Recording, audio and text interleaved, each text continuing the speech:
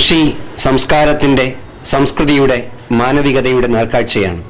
അതുകൊണ്ട് തന്നെ ഒരു പ്രദേശത്തെ ജനതയുടെ ചരിത്രത്തിലേക്ക് വെളിച്ചം വീശുന്ന ഒന്നാണ് കൃഷി. ഒരുപക്ഷെ ഭൂതകാലത്തിന്റെ വിളംബരവും വർത്തമാനകാലത്തിന്റെ വാർത്തയുമാണത്. ഒരു കാലത്ത് കേരളീയ സമൂഹത്തിന്റെ എല്ലാമായിരുന്നു നെൽകൃഷി. എന്നാൽ ഇന്നോ അന്യന്റെ പത്തായത്തിലെ നെല്ല് കണ്ട് സദ്യ ഉണ്ണാനുള്ള മോഹം എത്ര കാലം സാധ്യമാകും? അന്നത്തിന് അന്നം തന്നെ വേണ്ടേ? നെല്ല് കായ്ക്കുന്ന മരം തേടി യാത്രയ്ക്ക് തയ്യാറാകേണ്ടി വരുന്ന കേരളീയ സമൂഹം കളപ്പുരയും പുല്ലും കയയും പത്തായവും കമ്പുവാതിലും പ്രൗഢിയുടെ പ്രതീകങ്ങളായിരുന്ന കാലം. മൂരികളുടെ മുക്രയിടലും കന്നുകൂട്ടുകാരുടെ ആരവവും നാട്ടിപ്പാട്ടുകളുടെ ഈണവും താളവും എല്ലാം സർവത്ര അന്യം. വാളലും വിതയും കൊയ്ത്തും മെതിയും പാറ്റലും മുളയ്ക്കലും നിറയ്ക്കലും എല്ലാം ഓർമ്മ. ഉരിയും നാഴിയും ഇടങ്ങഴിയും സേറും പറയും പൊതിയും വിസ്മയ കാഴ്ചകൾ. അരിയുണ്ടയും പുത്തരിയുണ്ടയും പുത്തരി സദ്യയും അവിലും നിറയും പുത്തരിയും എല്ലാം പഴങ്കഥകൾ. ഫാസ്റ്റ് ഫുഡിന്റെ രുചിയും കത്തിയും മുള്ളും സായിപ്പിന്റെ ശൈലിയും നമുക്ക് പഥ്യം. ഓർഡർ സദ്യ തീന്മേശയിലെ ഇഷ്ടഭോജ്യമാകുന്ന കാലം. പുഞ്ചയും കയമയും അല്ലിക്കണ്ണനും ചെന്നല്ലും കോയിവാലിനും വെള്ളരിയനും എല്ലാം ചിരസ്മരണകൾ. പകരം ജയയും ഉമയും ഐശ്വര്യയും ജ്യോതിയും ആതിരയും മറ്റും സ്ഥാനം പിടിച്ചു. പുത്തരിയും നിറയും പോതുകൊള്ളലും കാലിച്ചാനൂട്ടലും തലപ്പല്ലിയും പതക്കറ്റയും എല്ലാം ഗതകാല സ്മരണകൾ. ഒരു കാലത്ത് നമ്മുടെ സംസ്കാരത്തിന്റെ നേർക്കാഴ്ചകളായിരുന്നു കാർഷിക വൃത്തികളും അനുബന്ധ ഉത്സവങ്ങളും. ഇവ കേവലം ആചാരാനുഷ്ഠാനങ്ങൾ മാത്രമായിരുന്നില്ല, മറിച്ച് ഐക്യത്തിന്റെയും മൈത്രിയുടെയും സാഹോദര്യത്തിന്റെയും പ്രതീകങ്ങൾ കൂടിയായിരുന്നു. മറ്റൊരു തരത്തിൽ പറഞ്ഞാൽ ഓരോ പ്രദേശത്തിന്റെയും സാമൂഹിക ഉത്സവങ്ങളായിരുന്നു നെൽകൃഷി. സമൂഹത്തിന്റെ പരിച്ഛേദമായിരുന്നു. പരിഷ്കൃത സമൂഹത്തിൽ ഹൈടെക്കിന്റെ കുലങ്കുത്തി ഒഴുക്കിൽ എല്ലാം തുടച്ചു മാറ്റുന്നു. പക്ഷെ നാം ഒന്നറിയുന്നില്ല, നമ്മുടെ കാൽക്കീഴിലെ മണ്ണും കൂട്ടത്തിലുണ്ട് എന്ന്. നാം ഓർക്കുക, പാദസാം നിജയം വാർന്നൊഴിഞ്ഞളവ് സേതുബന്ധനോദ്യോഗം എന്തടോ. ശാസ്ത്രലോകം സ്ഫോടനാത്മകമായ ഒരുപാട് കണ്ടുപിടുത്തങ്ങൾ നടത്തിയിട്ടുണ്ട്. എന്നാൽ അന്നത്തിനു പകരം അന്നം കണ്ടെത്തിയതായി അറിവില്ല. അന്നത്തിന് അന്നം തന്നെ പകരം. അന്യമായിക്കൊണ്ടിരിക്കുന്ന നെൽകൃഷി മേഖലയിലെ ചില കാഴ്ചകളിലേക്ക് നമുക്ക് എത്തി നോക്കാം. 10 ഗുണം 10 ഗുണം. കൊയ്തെടുത്ത നെല്ല് ചേറി പാറ്റി പതിരുമാറ്റി കരുത്തുള്ള നെല്ല് മഞ്ഞും വെയിലും കൊള്ളിച്ച് വിത്താക്കി കേടുകൂടാതെ സൂക്ഷിക്കുന്നു. നാളെയുടെ പ്രതീക്ഷകളായി അടുത്ത ആണ്ടിൽ വിതയ്ക്കാനുള്ള വിത്ത് സൂക്ഷ്മതയോടെ കൈകാര്യം ചെയ്യും. പ്രത്യേകം തയ്യാറാക്കിയ വിത്ത് ചാക്കിലാക്കി 24 മണിക്കൂർ വെള്ളത്തിൽ കുതിർത്ത ശേഷം തണലിൽ വയ്ക്കുന്നു. 3-ാം നാൾ മുള. 4-ാം നാളിലോ 5-ാം നാളിലോ പ്രത്യേകം തയ്യാറാക്കിയ പാടത്ത് തറയുണ്ടാക്കി വിതയ്ക്കുന്നു. മുളയിലേ അറിയാം വിള എന്നാണല്ലോ. 1-ാം വിളക്കാകട്ടെ പൊടിമണ്ണിലാണ് വിത്ത് വാളുന്നത്. അതിനാൽ മുൻകൂട്ടി മുളപ്പിക്കേണ്ടതില്ല. മണ്ണിൽ വിത്തിട്ട ശേഷം വെള്ളം നനക്കലാണ് അഭികാമ്യം. ചെരിയാതെ വളയാതെ ഞാറ്റടി തയ്യാറാക്കൽ. ഉയരത്തിൽ തറ കോരി വെള്ളം കെട്ടി നിൽക്കാത്ത വിധമാവണം ഞാറ്റടി. കാരണം ആദ്യ ദിവസങ്ങളിൽ വെള്ളം കെട്ടി നിന്നാൽ വിത്ത് കെട്ടുപോകും. 3-ാം നാൾ മുതൽ 5-ാം നാൾ വരെ ആകുമ്പോഴേക്കും വെള്ളം പൂർണ്ണമായും വറ്റിച്ചിരിക്കണം.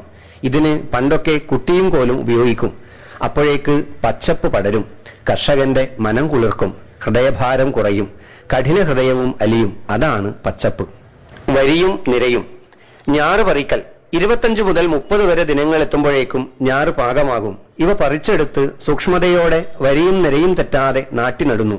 എല്ലാം മുന്നോട്ടാണ്, പക്ഷേ ഇത് പിന്നോട്ടാണ്. ഒരുപക്ഷെ ഊക്കോടെ മുന്നോട്ട് കുതിക്കാനുള്ള പിന്നോട്ട് പോക്കായിരിക്കാം. മുണ്ടകപ്പാടത്തെ നാദൻ കുഞ്ഞേ മുണ്ടകം കൊയ്യുമ്പോഴെവിടെയിരിക്കും മുണ്ടകക്കട്ടേടെ കീഴിരിക്കും. കള പറിക്കാം, കരുത്തു നേടാം. കള പറിക്കൽ. ഞാറ് നട്ട് 1 മാസത്തിനുള്ളിൽ കള പറിക്കണം. ആവശ്യമായ വളവും ചേർക്കണം, ആവശ്യമെങ്കിൽ വെള്ളവും.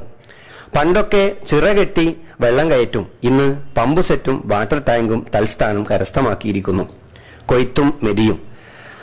നട്ട് 110 മുതൽ 120 ദിനങ്ങളാകുമ്പോഴേക്കും പിട്ടലായി, കതിരായി, പാകമായി. മെതി അഥവാ കറ്റതല്ലൽ. നിങ്ങളുടെ നാട്ടിലൊക്കെ എന്തു പണിയാണെടോ, ഞങ്ങളുടെ നാട്ടിലൊക്കെ കറ്റതല്ലാണെടോ. കറ്റതല്ലാലെങ്ങനെടോ മോതിരക്കുറാവാ, കറ്റതല്ലാലിങ്ങനെ പിന്നങ്ങനെ പിന്നിങ്ങനെ. ഈ നാടൻ പാട്ട് ഇന്ന് ഓർമ്മ. തല്ലൽ പ്രവൃത്തി കൊയ്ത്ത് യന്ത്രം ഏറ്റെടുത്തിരിക്കുന്നു. നെല്ലും പതിരും. നെല്ല് പാറ്റൽ. നെല്ലും പതിരും വേർതിരിച്ചെടുക്കുന്ന പ്രവൃത്തിയാണിത്. കാമ്പില്ലാ നെന്മണികളാണ് വണ്ട്, തുരുമ്പ് എന്നൊക്കെയുള്ള ഓമന പേരിൽ അറിയപ്പെടുന്ന പതിര്. നിറ പൊലി പൊലി. പാറ്റി വൃത്തിയാക്കിയ നെല്ല് അളന്ന് തിട്ടപ്പെടുത്തുന്നു. ഇടങ്ങഴി, സേറ്, പറ മുതലായ അളവ് പാത്രങ്ങൾ ഉപയോഗിച്ചാണ് അളക്കുന്നത്. കുറച്ചു ഭാഗം കൂടുതൽ വൃത്തിയാക്കി പ്രത്യേക പരിരക്ഷയോടെ വിത്തിനായി മാറ്റിവെക്കും. വിത്തെടുത്തുണ്ണാൻ പാടില്ലല്ലോ. ബാക്കിയുള്ള നെല്ല് ആണ്ടോടാണ്ട് എത്തണേ എന്ന പ്രാർത്ഥനയോടെ പത്തായത്തിലോ അറയിലോ നിറച്ചു വെക്കുന്നു. ഇന്ന് പത്തായം എവിടെ, അറ അഥവാ കമ്പുവാതിലെവിടെ, പകരം ചാക്ക്. ചേറ്റിൽ പിഴച്ചാൽ ചോറ്റിൽ പിഴയ്ക്കും എന്ന ചൊല്ല് എത്ര അന്വർത്ഥമാണ്. കൃഷി ഒരു സംസ്കാരമായി കാണാൻ ആധുനിക സമൂഹം തയ്യാറാകുന്നില്ല. ഭവിഷ്യത്താകട്ടെ സങ്കല്പത്തിനപ്പുറമായിരിക്കും.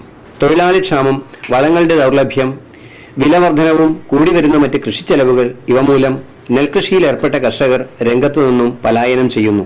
തരിശിട്ടും പാടം നികത്തിയും വിളമാറ്റം നടത്തിയും ഒക്കെ കാലം കഴിക്കുന്നു. വിഭിന്നമായി ചിന്തിക്കുന്ന ചിലരെങ്കിലും ഇല്ലാതില്ല. ഇത് പ്രതീക്ഷക്ക് വക നൽകുന്നു, പ്രചോദനപ്രദമാകുന്നു. കഴിഞ്ഞ 2 ദശാബ്ദക്കാലത്തെ കണക്കുകൾ പരിശോധിച്ചാൽ ഒരു കാര്യം വ്യക്തം: നമ്മുടെ നെൽവയലുകൾ വല്ലാതെ മെലിഞ്ഞുകൊണ്ടേയിരിക്കുന്നു. ഈ കാലയളവിൽ വിസ്തൃതി 1/3 ചുരുങ്ങി. ആ മുഖത്തിൽ സൂചിപ്പിച്ച പോലെ നാം നെല്ലു കായ്ക്കുന്ന മരം തേടി പരദേശത്തോ വിദേശത്തോ പോകേണ്ടി വരും എന്നതിൽ തർക്കമില്ല. ഈ ദുരവസ്ഥ മാറേണ്ടതില്ലേ? എങ്കിലെങ്ങനെ എന്ന ചിന്ത നമുക്ക് ഓരോരുത്തർക്കും ഉണ്ടായേ മതിയാകൂ. ചിന്ത മാത്രം പോരാ, പ്രവർത്തന പഥത്തിൽ കൊണ്ടുവരാൻ ശ്രമിക്കുകയും വേണം. അതിനാദ്യം വേണ്ടത് കാഴ്ചയാണ്. അതെ, ഉൾക്കാഴ്ച. കണ്ണുണ്ടായാൽ പോരാ, കാണണം. എന്ത് നടക്കുന്നു എന്ന് കാണണം. കണ്ണു വേണം ഇരുപുറമെപ്പോഴും, കണ്ണു വേണം മുകളിലും താഴെയും, കണ്ണിലെപ്പോഴും കത്തിജ്വലിക്കും ഉൾക്കണ്ണു വേണം അണയാത്ത കണ്ണ്. തലപ്പല്ലി എന്ന ഈ ലഘു ചിത്രീകരണത്തിലൂടെ വരും നാളുകളിൽ നെൽകൃഷി പരിപോഷണത്തിന്റെ ആവശ്യകതയെക്കുറിച്ച് ഏതാനും സുമനസ്സുകളെങ്കിലും ചിന്തിക്കാൻ തുടങ്ങുന്നുവെങ്കിൽ ഞങ്ങൾ കൃതാർത്ഥരായി.